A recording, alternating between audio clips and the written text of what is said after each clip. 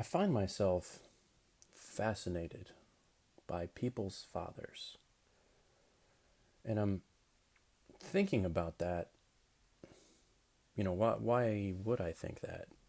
Um, and what I do, I think I do it both subconsciously and consciously. I try to find out about somebody's father and plug it into what type of person they are.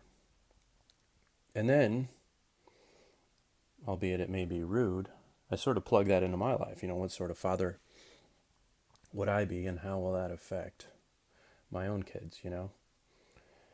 And with Steve Ranella in this book that we're still in, his dad didn't grow up in the out of doors the same way Ranella did. But it gave him a different type of perspective on hunting and trapping, and I think it's worth looking at. How much of who our fathers are ends up defining us. I believe there's always an influence on it.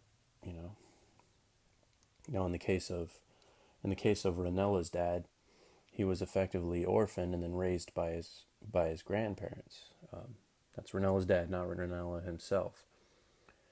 And it changed where he was living. I mean, these guys are all Yankees. I mean, they're from Chicago and Michigan and stuff like that. I mean, it's healthy for me. It gives me a chance to see different perspectives. I mean, I've got friends out here that are from up north. Actually, most of my friends on YouTube are not from the South. I do have some very close friends on here from the South, but by and large, it's interesting to learn those different perspectives.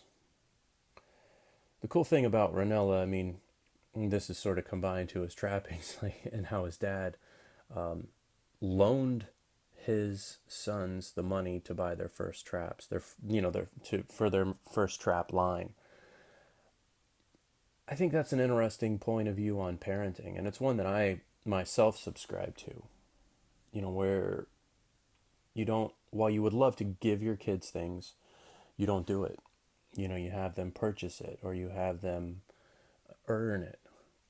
And I believe that it gives a young individual a sense of value, and that's what I try to instill when I do that sort of thing.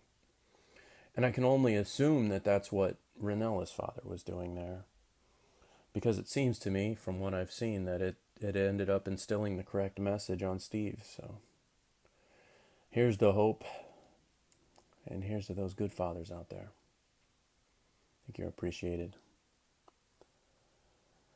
Take care, and thank you for taking your daily dose of Lambdog.